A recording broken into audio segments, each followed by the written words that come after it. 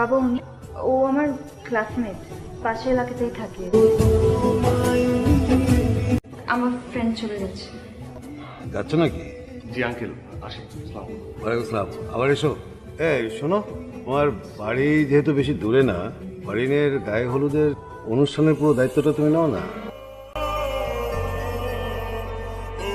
কি পারবে না? জি। Very good.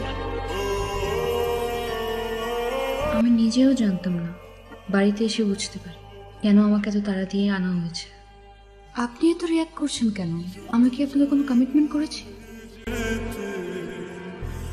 শোনো, সব কিছু ঠিকঠাক ভাবে করতে হবে।